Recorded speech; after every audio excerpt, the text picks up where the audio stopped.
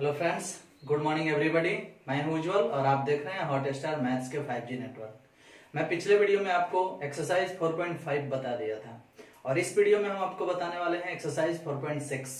और इस एक्सरसाइज में हमें दो बात जाननी है। पहला कि कोई भी रैखिक समीकरण कब संगत होगा और कब असंगत होगा, और दूसरा ये जानना है कि रैखिक समीकरण हल कैसे होगा। वैसे इस चैप्टर को हम डिटर्मिनेंट्स के अंतर्गत पढ़ रहे हैं और डिटर्मिनेंट्स के अंतर्गत पढ़ रहे हैं तो या तो इसमें डिटर्मिनेंट्स का प्रयोग होगा या अभिहु का प्रयोग होगा।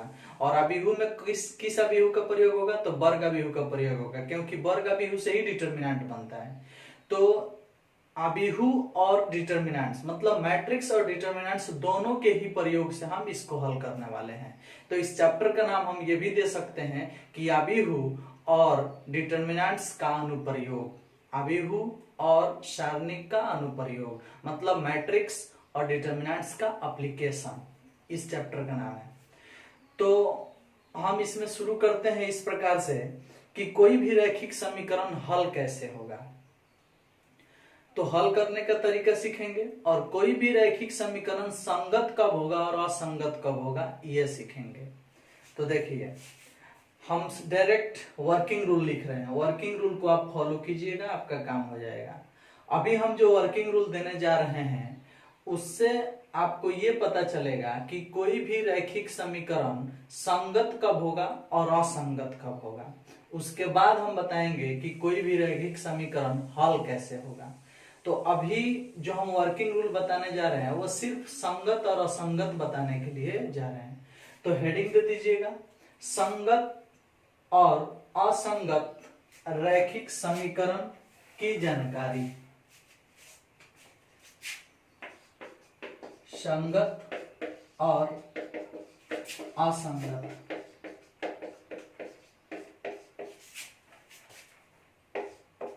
रैखिक समीकरण की जानकारी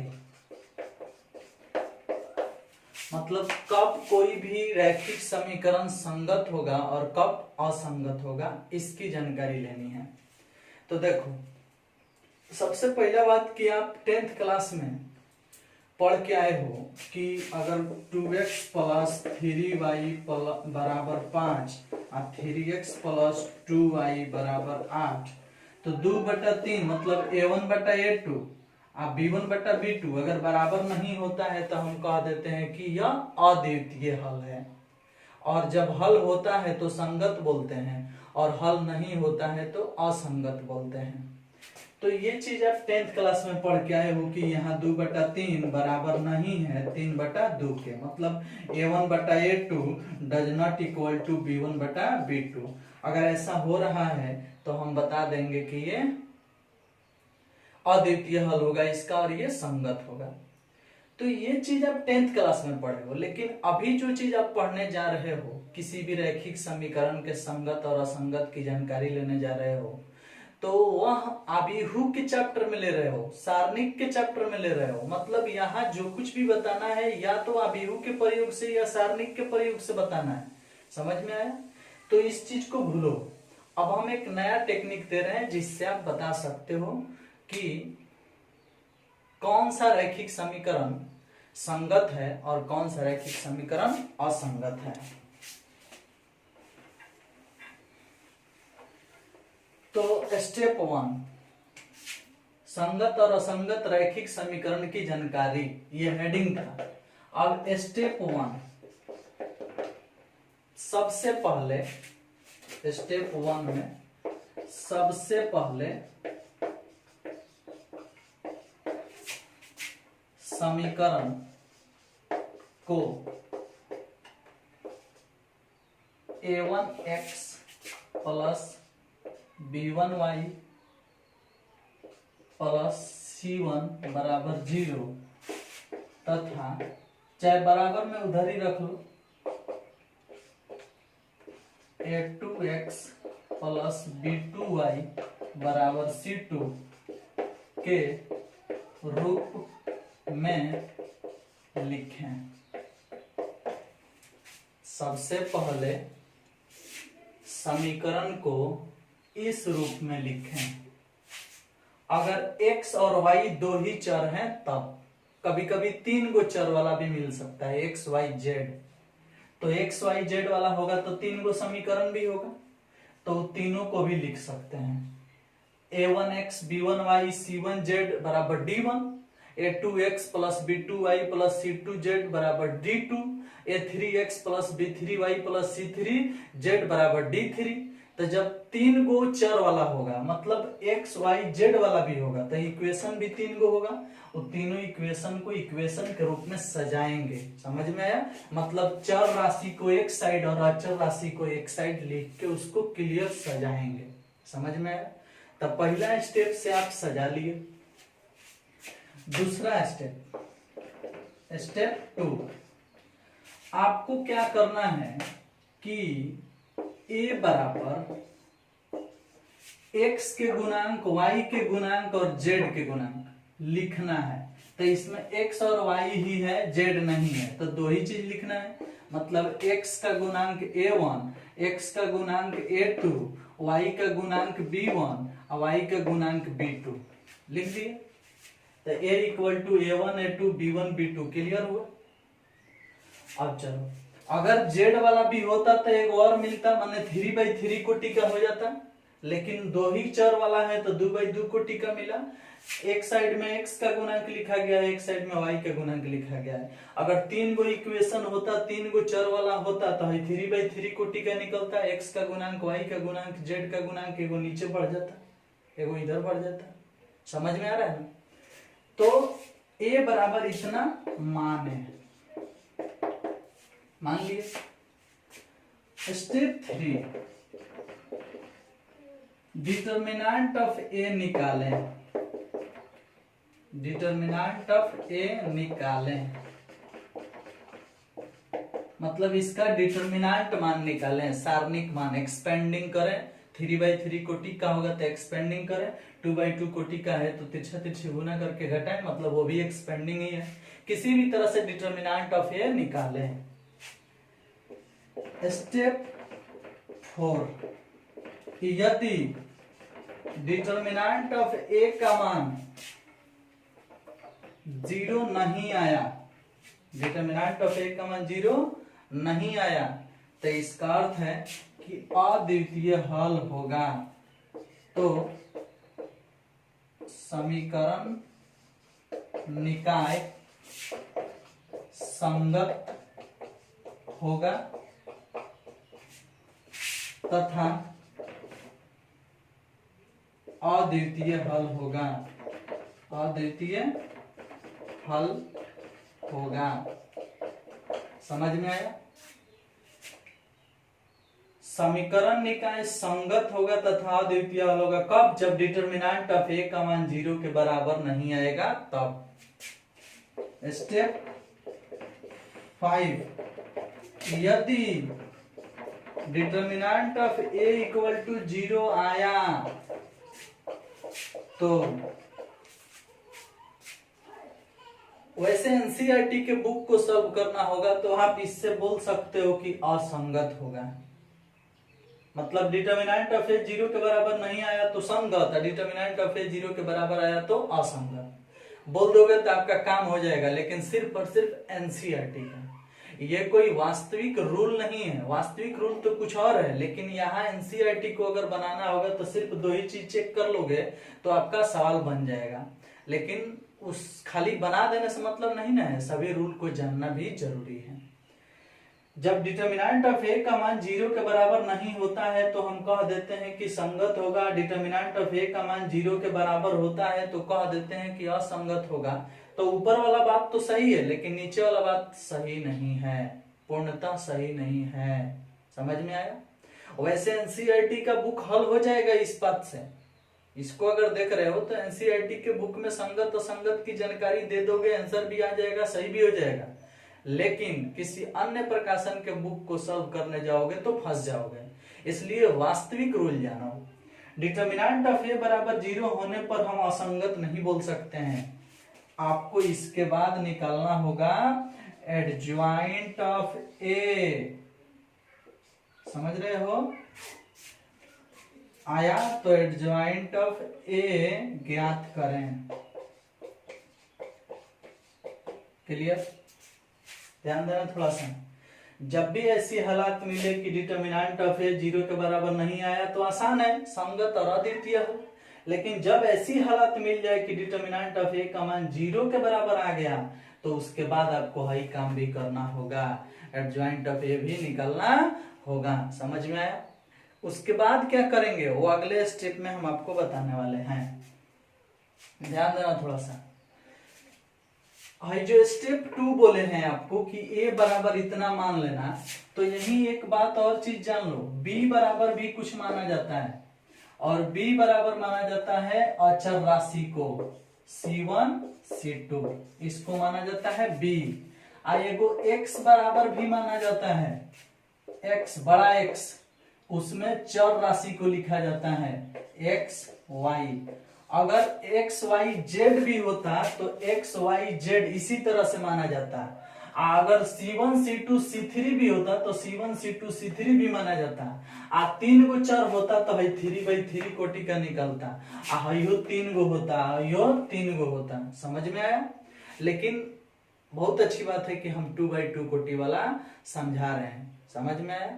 और 3/3 कोटि वाला आपको साथ साथ बताते जा रहे हैं ताकि आपको कहीं कोई परेशानी ना हो। समझ में आया?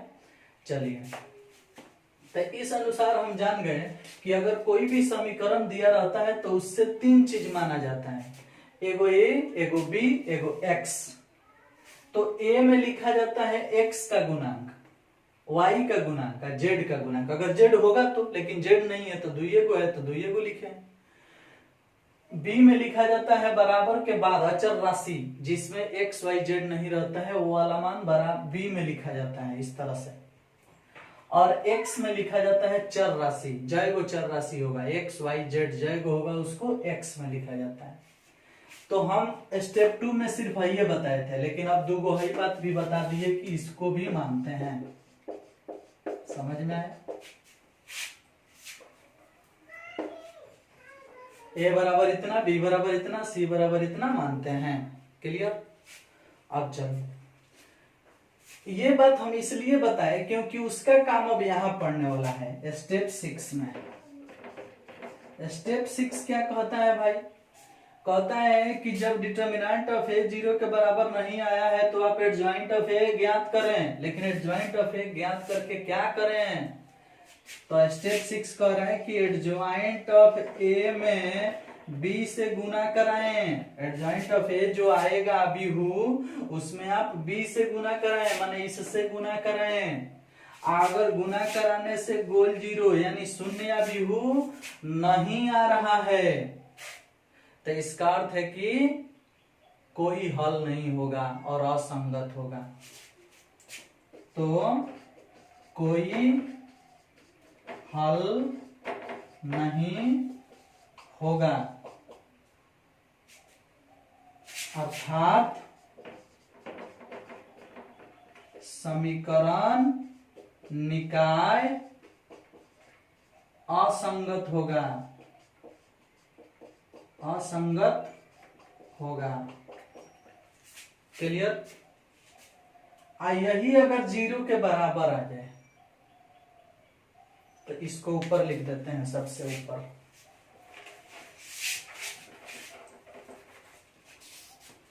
यही अगर 0 के बराबर आ जाए तो स्टेप 7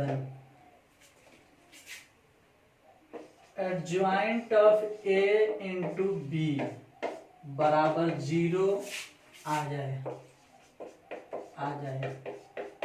तो समीकरण निकाय का अनेक हल होगा, अनेक हल होगा तथा संगत होगा। क्लियर? इससे आप किसी भी प्रकाशन के बुक के रैखिक समीकरण का संगत होना और असंगत होना बता सकते हो स्पष्ट रूप से। समझ में है? एक बार सभी स्टेप को हम बता रहे हैं, गौर से सुनना। सबसे पहला बात कि कोई भी रैखिक समीकरण या तो दो चर में होगा, एक चर में होगा, या दो चर में होगा, या तीन चर में होगा। वैसे एक चर वाला यहाँ नहीं पढ़ना है, यहाँ दो चर से शुरू होगा, दो चर वाला नहीं तो तीन चर वाला। तो दो चर वाला हम लिखे हैं, देखो x और y दूगो चर है ना, तो दूगो चर से दूगो समीकरण बनेगा। दूगो समीकरण से हम उसको हल करके चेक करके बताएंगे कि वो संगत है कि असंगत है। समझ में आया? तीन चर वाला भी होगा तो यही रूल लगेगा। समझ में आया? तो किसी भी प्रकार से तीन चर वाला हो चाहे दो चर वाला हो, हमें इसी रूल को, इसी स्टेप को फॉलो करके संगत और असंगत के बारे में जानकारी लेना है। तो स्टेप कैसे फॉलो होगा? पहला स्टेप, सबसे पहले समीकरण को इस रूप में सजाएंगे, बराबर के बाद अचर राशि और बराबर के पहले चर राशि। अगर दो गो चर राशि है तो इक्वेशन दो गो होगा, तीन गो चर राशि होगा तो इक्वेशन तीन गो होगा। स्टेप 2 में a बराबर एक्स वाई जेड के गुणांकों को सजाना है। दो गो चर राशि है इसलिए खाली x के गुणांक को सजाए हैं, y के गुणांक को सजाए हैं। x के गुणांक a1, x के गुणांक a2 तो a1 a2, y के गुणांक b1, y के गुणांक b2 तो b1 b2। अब b बराबर है जो बराबर के बाद अचर राशि है उसको लिया गया है, x बराबर जो चर राशि है x y उसको लिया गया है। तो ये मानने आ जाएगा।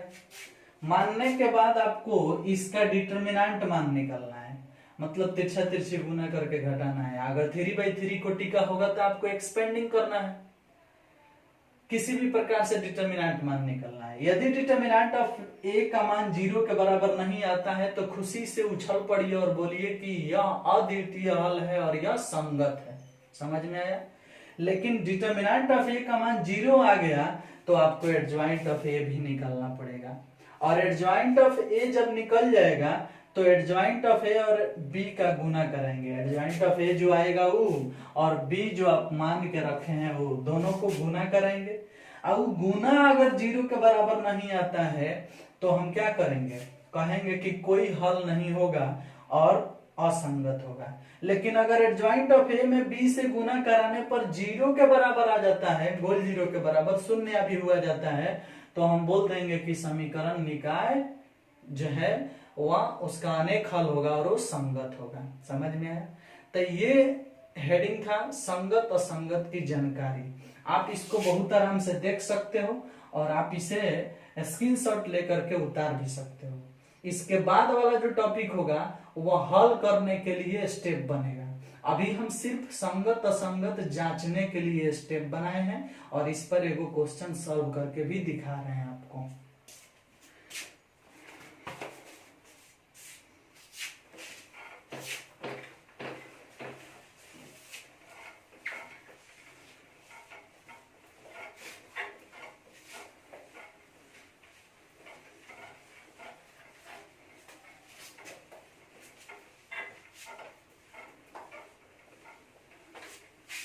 देखिए तो हम आपके एक्सरसाइज 4.6 का पहला क्वेश्चन देख रहे हैं। एक्सरसाइज 4.6 का पहला क्वेश्चन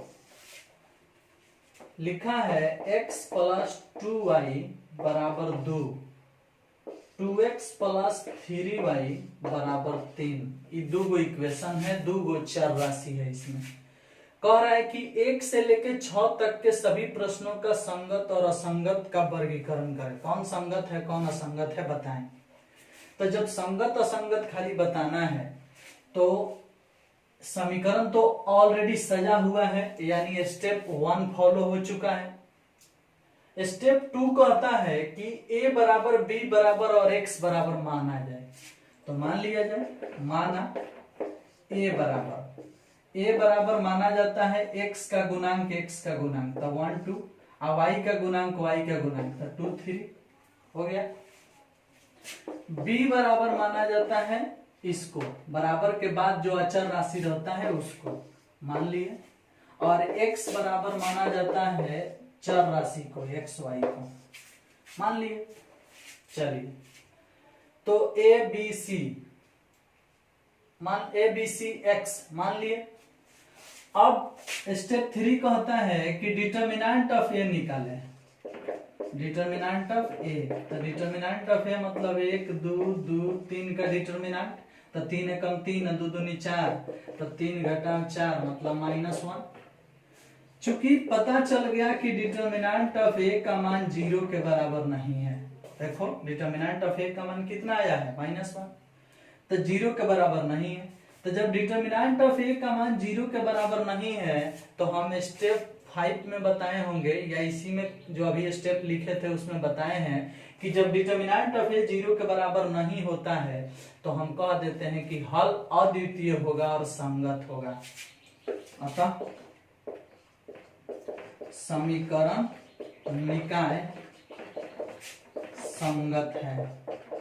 संगत है, स्पष्ट है। संगत असंगत का वर्गीकरण करना है तो संगत है, अद्वितीय हल भी है तो वो भी लिख सकते हैं, लेकिन खाली संगत असंगत बताना है तो वो लिखने की क्या आवश्यकता है। तो स्पष्ट रूप से जानकारी मिल गया कि संगत है। तो आप इस टाइप के प्रश्न को इस तरह से चेक करके बता सकते हो कि कौन संगत है और कौन असंगत है। जब डिटर्मिनेंट ऑफ ए 0 के बराबर नहीं आया तभी आप इसको बोले हो कि संगत है। यदि डिटर्मिनेंट ऑफ ए 0 के बराबर आ जाता तो आपको अगले स्टेप को फॉलो करना पड़ता है, यानी एडज्वाइंट ऑफ ए भी निकालना पड़ता है। समझ में आया? अब उस टाइप के भी क्वेश्चन हम देख लेते हैं कि किसका उस टाइप का, माने इसमें कौन सा क्वेश्चन उस टाइप का है, फिर आगे हम बता देते हैं।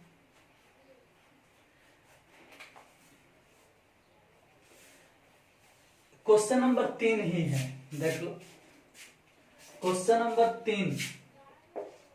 3 में लिखा है x प्लस 3y बराबर में 5।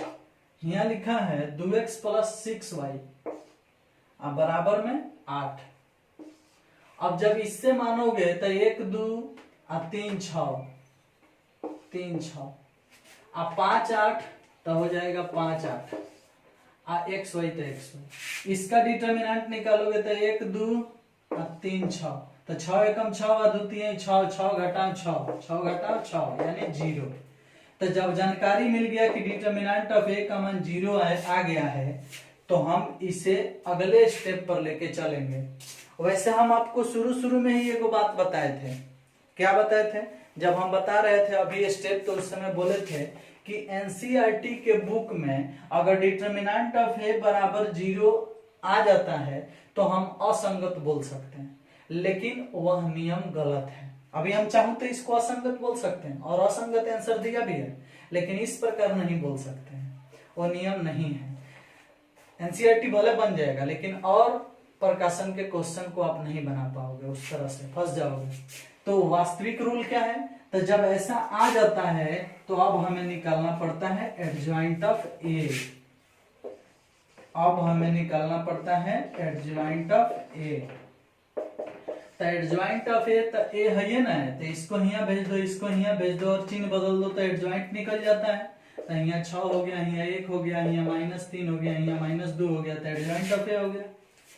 चलिए एडज्वाइंट ऑफ ए हो गया तो निकाला जाएगा एडज्वाइंट ऑफ ए के साथ में बी का गुना। अभी बताया गया था, स्टेप के अनुसार चल रहे हैं। एडज्वाइंट ऑफ ए के साथ बी का गुना होगा। तो एडज्वाइंट ऑफ ए है 6 -3 -2 और 1। इसमें बी से गुना होगा तो बी कितना है भाई? 5 8। इसको हल करो, हल करोगे तो 6 5 30, 8 3 का 24, 30 में से 24 गया 6। और उसके बाद इससे इसमें हल करो, 2 5 10 और 1 8 8 -10 और +8 यानी -2। अब भाई जो आया है क्या यह एक शून्य बिंदु है? नहीं ना है। अगर है 0 0 होता तब ना शून्य बिंदु होता है, तो शून्य बिंदु नहीं है। तो स्पष्ट रूप से समझ में आ रहा है कि यहाँ adjoint of A into B does not equal to गोल 0, मतलब शून्य बिंदु नहीं है। एडज्वाइंट ऑफ ए और बी का गुणनफल जो आया है वह शून्य बिंदु नहीं है। तो हम स्टेप में लिखवा के आए हैं कि जब वह शून्य बिंदु नहीं होगा तो हम बोल देंगे कि इसका कोई हल नहीं होगा और यह असंगत है। समझ में आया? अगर यही 0 के बराबर आ जाता तो अनेक हल होगा और संगत होगा। समझ में आया? इस तरह से बताना पड़ता है। अब बताओ कि अगर determinant of A equal to 0 देख के खाली असंगत बोल दिया जाए तो कभी कभी हालात में अगर है 0 के बराबर आ जाता तो आंसर तो संगत हो जाता। समझ में आया? इसलिए हम जो भ्रम वाली बात है उसको दूर कर दिया है, उसको आप सोचबे मत करो। इतना ही जानो कि अगर डिटर्मिनेंट ऑफ ए का मान 0 के बराबर नहीं आएगा तो उस समय हम साफ शब्द में बोलेंगे कि संगत है और इसका अनेक हल होगा, कोई अद्वितीय हल होगा। लेकिन अगर 0 के बराबर आ जाएगा तो उसके बाद हमें एडजॉइंट ऑफ ए निकालना होगा। एडजॉइंट ऑफ ए में बी से गुना करना होगा। अगर वह शून्य बिहू आता है तो संगत जवाब होगा, शून्य बिहू नहीं आता है तो असंगत जवाब होगा। तो क्या यह शून्य बिहू आया है? नहीं। तो जब ये शून्य बिहू नहीं आया है तो हम बोलेंगे कि यह असंगत है। अतः समीकरण निकाय असंगत है, यानी इसका कोई हल नहीं होगा। समझ में आया?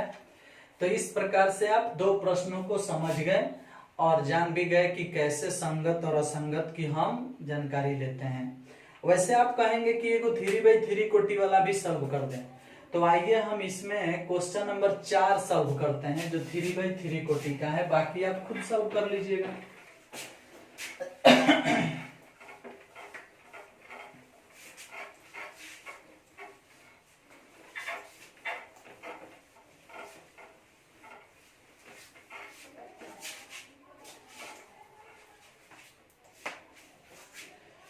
क्वेश्चन नंबर 4 में लिखा है कि x plus Y plus Z बराबर 1 और 2x plus 3y plus 2z बराबर 2 ax plus ay plus 2az बराबर 4।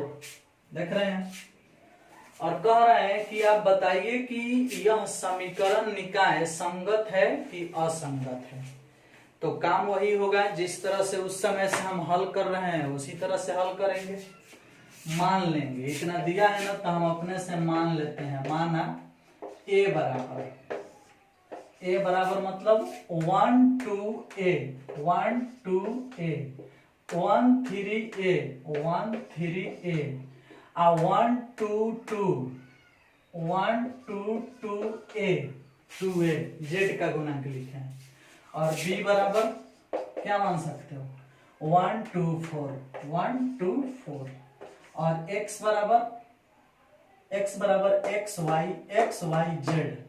अगर x बराबर मानना होगा तो x y z।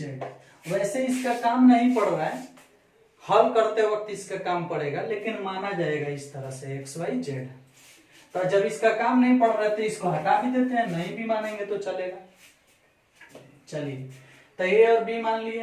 अब हमें डिटर्मिनेंट ऑफ ए निकालना है, मतलब इसका एक्सपेंडिंग करना है, मतलब किसी भी प्रकार से उसका डिटर्मिनेंट ऑफ ए निकालना है।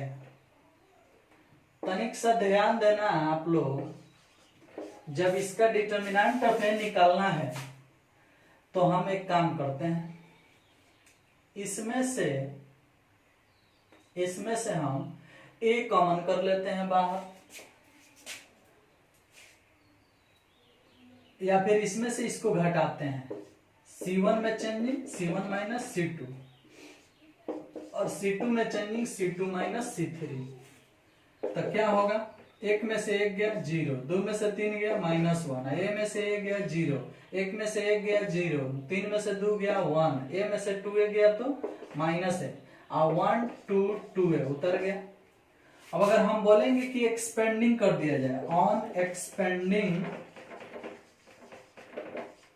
along R1, तो R1 से एक्सपेंडिंग होगा तो 0 वाला खत्म, 1 वाला लिखेंगे तो हाई लाइन खत्म, तो 4 गो बचेगा, मतलब -1 1 0 -a।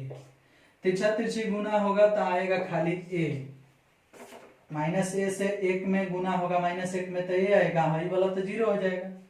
अब जो ए आया है ई है does not equal to zero, मतलब डिटर्मिनेंट ऑफ ए का मान ए आया है जो जीरो के बराबर नहीं है, यानी डिटर्मिनेंट ऑफ ए जीरो के बराबर नहीं है। तो जब डिटर्मिनेंट ऑफ ए जीरो के बराबर नहीं है इसका अर्थ क्या है भाई, अद्वितीय हल होगा और समीकरण निकाय संगत होगा। समझ में आया? तो साफ शब्दों में लिख दो कि चूंकि determinant of A does not equal to zero इसलिए हल संगत होगा, चाहे समीकरण निकाय संगत होगा, समीकरण निकाय संगत होगा। क्लियर? देख रहे हो? अगर यही जीरो के बराबर आ जाता तो हमें एडज्वाइंट ऑफ ए निकालना पड़ता, फिर एडज्वाइंट ऑफ ए में बी से गुना करना पड़ता। Adjoint of A into B का मान अगर जीरो के बराबर नहीं आता तो बोला जाता असंगत, जीरो के बराबर आता तो बोला जाता संगत। तो संगत असंगत बताने के 3 स्टेप है। पहले तो आप किसी भी हालत में ऐसा मानना जान गए हो, मान लोगे, हल निकालोगे। तीनों चीज को माइंड में हमेशा के लिए रखना। यदि डिटर्मिनेंट ऑफ ए जीरो के बराबर नहीं आया, देख रहे हो, तो हम बोलेंगे संगत। अगर डिटर्मिनेंट ऑफ ए जीरो के बराबर आया तो एनसीईआरटी के लिए खाली असंगत बोल दोगे तो बन जाएगा, लेकिन वास्तविक रूल है कि अगर डिटर्मिनेंट ऑफ ए जीरो के बराबर आया तो adjoint of A into B भी निकालो। Adjoint of A into B निकलेगा, अगर ई जीरो के बराबर नहीं आया तो बोला जाएगा कि असंगत। अगर adjoint of A into B शून्य भी हुआ तो बोला जाएगा संगत। बात समझ में आ रहा है? डिटर्मिनेंट ऑफ ए जीरो के बराबर नहीं आएगा तो संगत, अद्वितीय हल। लेकिन अगर डिटर्मिनेंट ऑफ ए जीरो के बराबर आ गया तो adjoint of A into B निकालो। अगर ये भी शून्य भी नहीं आ रहा है तो असंगत, कोई हल नहीं होगा। अगर ये शून्य आ गया तो इसका अर्थ है शून्य भी हुआ गया तो इसका अर्थ है कि संगत और अनेक हल। समझ में आया? इस तरह से तो वहां तक पहुंचना पड़ेगा आपको। वैसे एनसीईआरटी का जब बुक बनाओगे तो ये दो से डिसीजन हो जाएगा। अगर ऐसा आता है तो संगत है, ऐसा आता है तो असंगत है, सब निकालने की काम नहीं पड़ेगा, लेकिन उससे सिर्फ बता सकते हो, आपका बन जाएगा। लेकिन ये नीचे वाला रूल खाली फॉलो करोगे तो ठीक बात नहीं है। पूरा बात सॉल्व करो तब जाके आप कंफर्म जान पाओगे, ना तो वैसे कोई भी बता देगा कि डिटर्मिनेंट ऑफ ए जीरो के बराबर नहीं आ रहा है तो संगत है, डिटर्मिनेंट ऑफ ए जीरो के बराबर आता है असंगत, तो खाली एनसीईआरटी बन जाएगा। लेकिन कोई और प्रकाशन के बुक को सॉल्व करने जाओगे तो आपके साथ समस्या होगा। समझ में आया ना? तो उसके लिए क्या करना है, जब भी डिटर्मिनेंट ऑफ ए का मान जीरो के बराबर आएगा तो ये चीज निकालना है। अगर ये जीरो के बराबर नहीं आ रहा है तो असंगत, अगर ये जीरो के बराबर आ रहा है तो संगत। अब हमें पूरा भरोसा हो गया कि आप संगत और असंगत बताने में माने आप कहीं भी गलती नहीं कर सकते हैं, और वो किसी भी प्रकाशन का बुक होगा तो आप संगत असंगत तो जरूर बता दोगे। समझ में आया? और देखो, जिसका संगत हो रहा है वह कोई ना कोई हल देगा, चाहे एगो दे या चाहे अनेक दे। असंगत का अर्थ होता है कोई हल नहीं, तो कोई हल नहीं होने वाला चांस एक बार है। इसमें अनेक हल, इसमें अद्वितीय हल। समझ में आया? इस तरह से बात है। तो हमें उम्मीद है कि आप 1 से लेकर 6 तक के प्रश्न को, एक्सरसाइज 4.6 में 1 से लेकर 6 तक के प्रश्नों में संगत असंगत बताना है। आप बड़ी आसानी से उसे बता सकते हो। और आज जो हम स्टेप वर्किंग रूल बताए हैं आपको स्टेप वाइज, वह सिर्फ संगत और असंगत बताने के लिए ही स्टेप फॉलो होगा। अगले दिन हम आपको बताएंगे कि किसी भी रैखिक समीकरण का हल कैसे होता है, तो हल करने का स्टेप अलग बताएंगे। समझ में आया? उसका वर्किंग रूल अलग देंगे। हालांकि स्टार्टिंग इसी तरह से होगा लेकिन थोड़ा सा अलग है। तो हल करने वाला कारोबार हम लोग कल करेंगे। आज हम सिर्फ संगत और असंगत पहचानने के लिए स्टेप बताए और 2-3 गो क्वेश्चन सॉल्व करके बता भी दिए कि कौन संगत है और कौन असंगत है। और हमें पूरा भरोसा है कि आप संगत असंगत बताने में आप कहीं भी गलती नहीं करेंगे। नेक्स्ट वीडियो का इंतजार करें जिसमें हम आपको लेके आ रहे हैं रैखिक समीकरण का हल कैसे करेंगे। समझ में आया? तब तक के लिए इस वीडियो में सिर्फ इतना ही। Thank you, bye bye.